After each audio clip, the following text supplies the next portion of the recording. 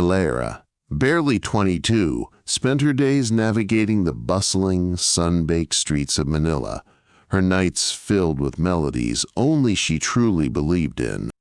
She worked long shifts at a small family bakery, the scent of fresh pandesal, a constant reminder of the humble life she yearned to transcend.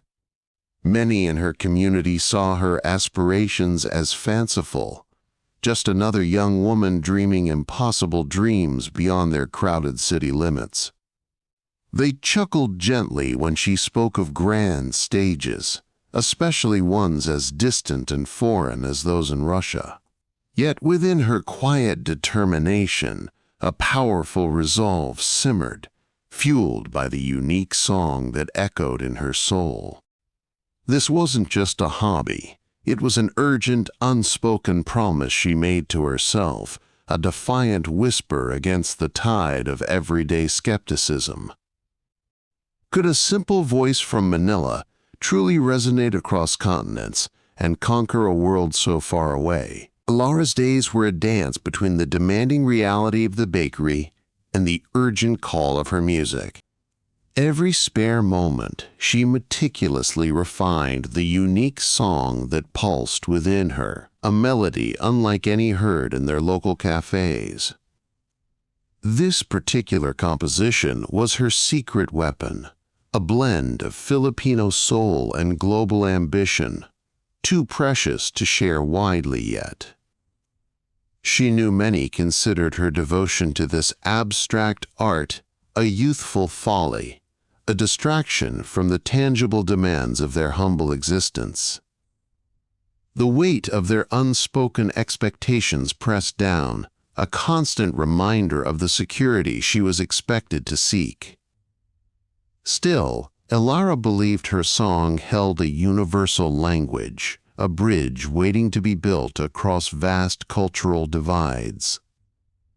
The true challenge wasn't just writing it, but finding a way for this deeply personal anthem to reach ears thousands of miles away. Elara often found herself lost in melodies, even amidst the rhythmic clang of bakery pans.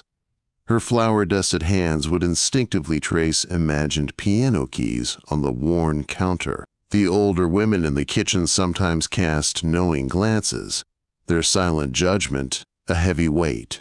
They saw a young woman dreaming beyond their humble means, wasting time on what seemed a fanciful pursuit.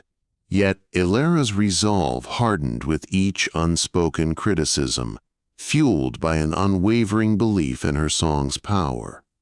She knew the world beyond their small village was vast and indifferent, but her music felt like a secret key.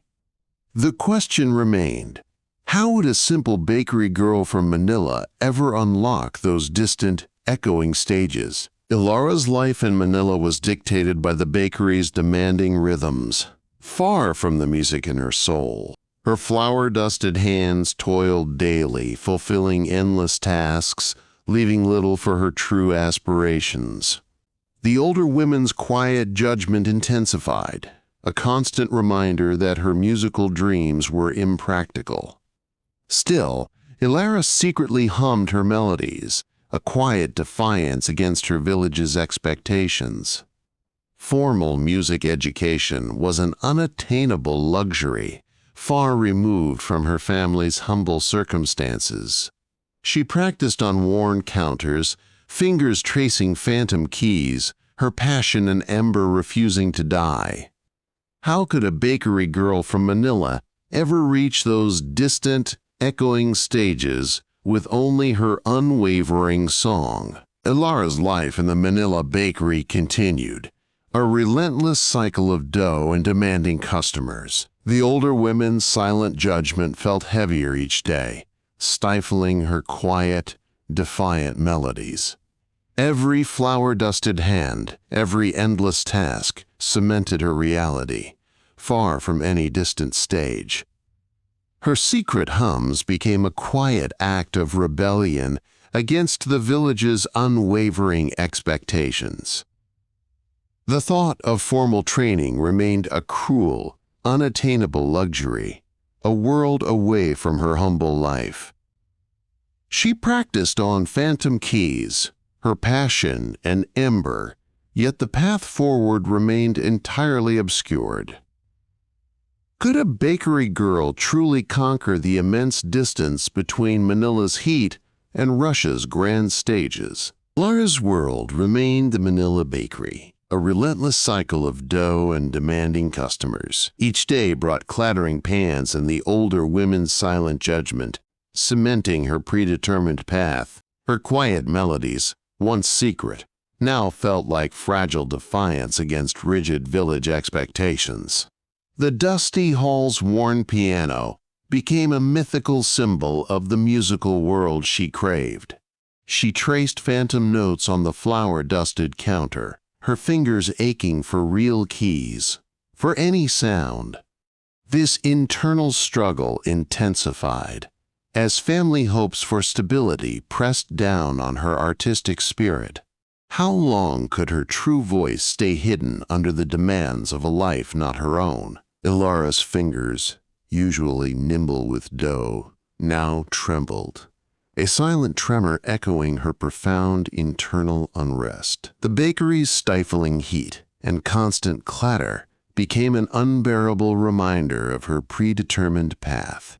One afternoon, a particularly sharp remark about her distracted work finally broke her carefully built composure. She dropped a tray of fresh rolls, the sudden crash silencing the busy room, all gazes fixed on her. A flush of raw, defiant frustration, long suppressed, rose in her, not shame, but a fierce resolve. That evening, instead of her usual retreat, she felt an undeniable pull towards the dusty, forbidden piano. The village hall's heavy, bolted doors now represented a direct challenge to her hidden musical dreams. Elara faced the village hall's heavy, bolted doors, her heart pounding with a forbidden, urgent hope. The cold, iron latch felt like a physical barrier to the musical dreams she had long suppressed. A tremor of hesitation ran through her, whispering doubts about such open defiance. Yet, the bakery's ruin and her raw frustrations still burned, fueling a new, fierce resolve. She placed her hand on the rough wood, feeling the chill of the evening and her life's entire weight.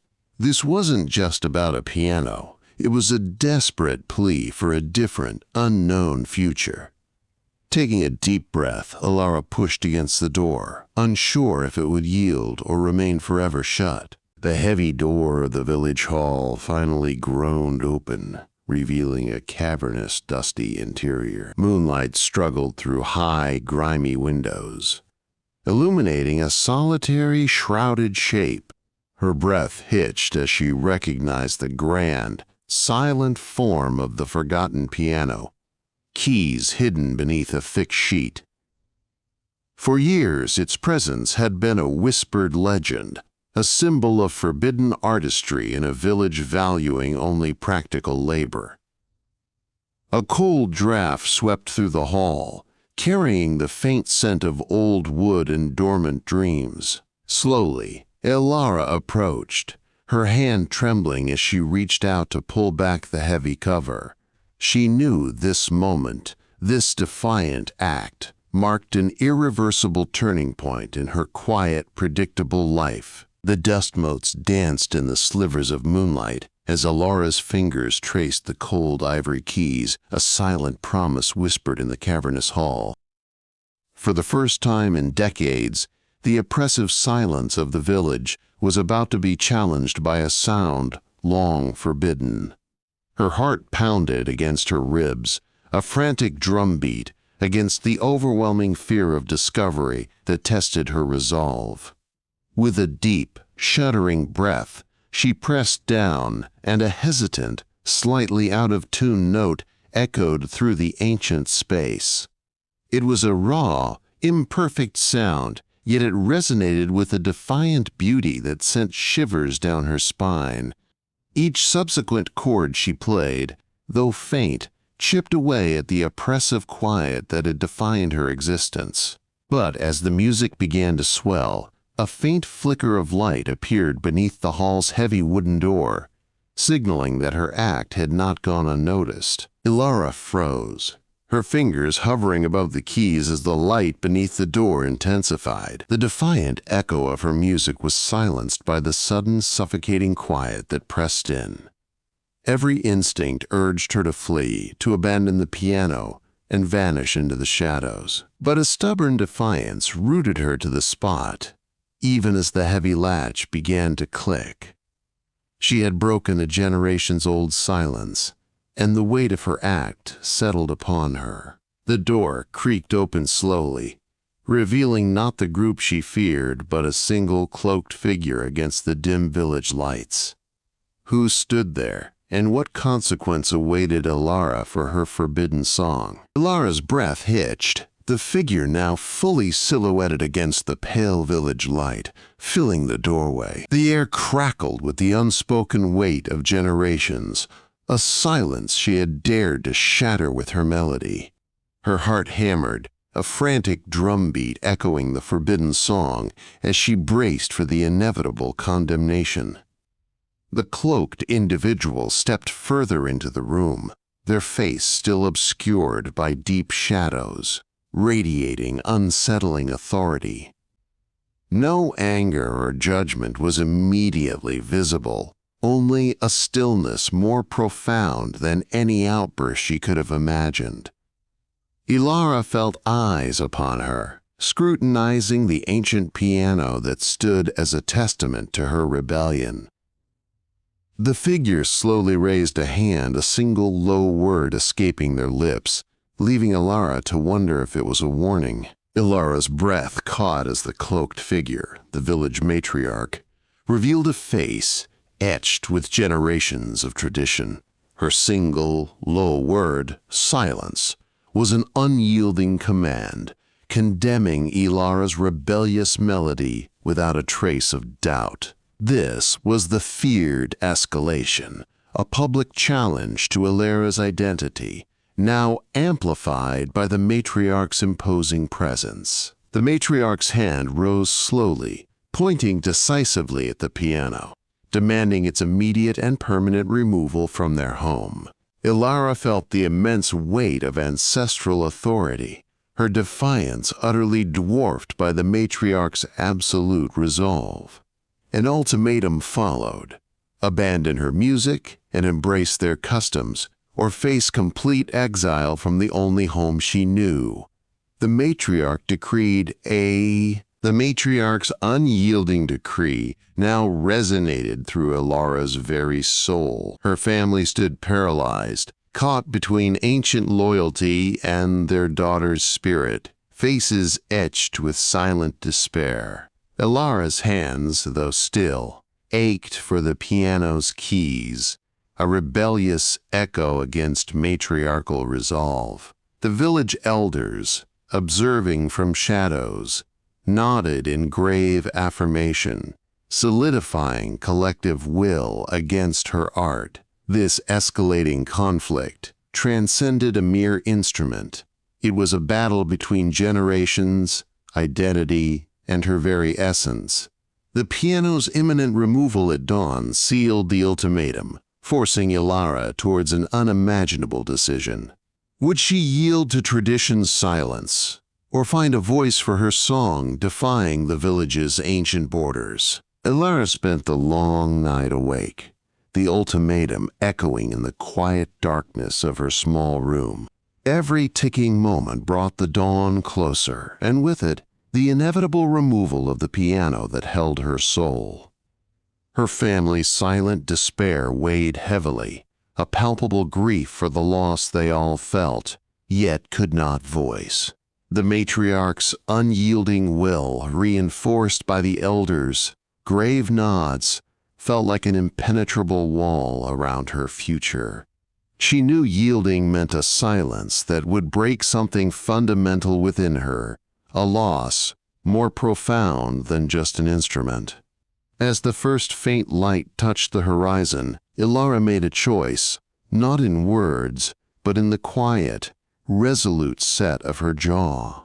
The village would soon witness whether tradition could truly silence a song destined to defy its ancient borders. The first light of dawn brought not quiet surrender, but a stark, defiant choice to Elara's small home. Her family watched with dread and bewildered hope as she moved towards the piano. The matriarch's stern gaze, usually enough to quell dissent, now met Elara's unwavering resolve in a palpable struggle. Outside, the murmurs of the waking village threatened to turn a private battle into a public spectacle. Elara's fingers hovered over the keys, a tremor barely perceptible, yet her jaw remained set. She knew one note, one single chord would shatter the fragile peace and seal her fate. The question hung heavy in the air.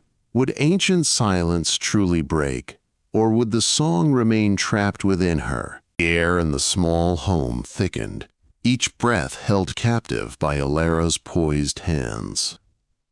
Her grandmother's unwavering stare felt like a physical weight, pressing down on every nerve, amplifying silent judgment. The village murmurs outside pressed against the walls, demanding either silence or defiant sound. For a moment, her fingers hesitated, caught between ancient tradition and the urgent, unspoken melody within. Then, with a barely perceptible intake of breath, she lowered her hands, the ivory keys cool beneath her fingertips. A single, resonant chord, clear and pure, vibrated through the room, cutting through the heavy silence. Every eye widened, their expressions a mixture of shock and dawning comprehension as the forbidden sound echoed. The resonant chord faded, leaving a silence imbued with new meaning, different from the one that preceded it. Her grandmother's gaze, once accusatory, softened into a complex expression of surprise and reluctant respect. The villagers, who had gathered for judgment, now stirred with a collective, bewildered awe at the forbidden melody. Elara felt a profound triumph, knowing her music had finally articulated her deepest, unspoken truth for all to hear. The rigid traditions, though not shattered, had undeniably bent under the sheer force of her talent and courage. After a tense, drawn-out deliberation, the village elders, with solemn faces, delivered their unexpected, life-altering verdict. Her music was now acknowledged, they stated, but its full pursuit meant a solitary journey far beyond their familiar, watchful world. Elara now stood at the precipice of an unfamiliar future, the elders' verdict a bittersweet freedom. Her grandmother, still reserved, offered a silent, almost imperceptible nod as Elara prepared. The weight of tradition was immense, yet the solitary path promised a vast new world for her music. She meticulously packed her few belongings, each a tangible link to a past she was destined to transcend. The village, once her world, shrunk with every step towards the horizon, carrying apprehension and hope. This journey, from rice fields to bustling port, was her first stride towards Manila, a city only imagined. The song that defined her defiance now became the silent compass, guiding her toward unknown stages. Elara's journey, a once whispered hope, found its culmination on a grand stage. Far from her tropical home, melodies from the rice fields now echoed through Russian halls. Her defiant song, carried through countless struggles, finally found its true, unburdened voice. This triumph was not just hers, but a vital bridge between cultures, a testament to human emotion. Elara, no longer a mere village girl, stood as a quiet symbol of profound artistic resilience. Her music resonated deeply, not as entertainment, but as a narrative of identity forged by courage. The girl who sang to the wind had conquered the world, her dream now a vibrant, enduring reality.